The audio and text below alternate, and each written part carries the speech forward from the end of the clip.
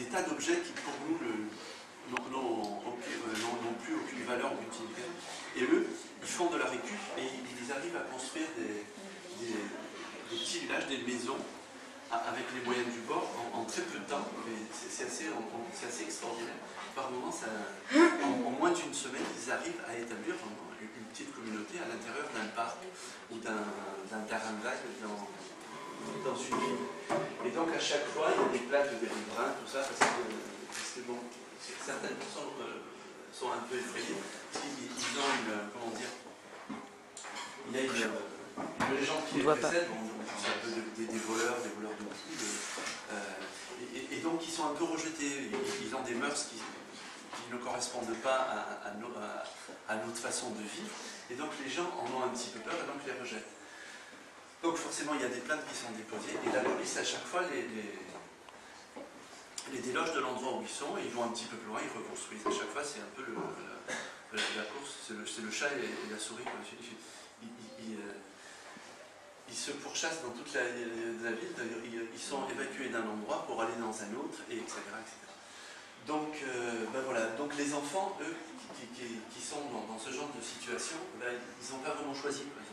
Ils n'ont pas choisi de naître au Rhum, ils n'ont pas choisi d'être rejetés et d'être à chaque fois chassés de leur habitat. Enfin, si tant est qu'on puisse appeler ça des habitats, c'est des petites baraques, mais on voit sur certaines photos, je ne sais pas si vous avez l'occasion après de vous les photos, qu'il ne reste pas même que ça reste des enfants, ils arrivent encore à jouer, vous voyez, avec 3 fois rien, ils arrivent à récupérer des choses dont nous n'avons plus l'utilité, que nous jetons, et eux arrivent encore, malgré le fait qu'ils soient pourchassés par la police, qu'ils soient rejetés à chaque fois de l'endroit où ils sont, ils arrivent quand même à garder ce qui fait l'enfance, l'innocence, et à continuer à s'amuser comme tous les enfants du monde, malgré les péripéties qu'ils traversent. Donc voilà, après, là encore, c'est des enfants qui sont venus des formes d'école par rapport aux suppressions de postes, par rapport au manque d'enseignants, au manque de locaux. Voilà, en gros. Et là, c'est des gamins, parce que je ne sais pas, ça c'est fait à partir d'argentique, de photos de négatives. Parce qu'il y a eu un basculement, je ne sais pas si aujourd'hui vous connaissez simplement la photo numérique, c'est-à-dire un appareil numérique.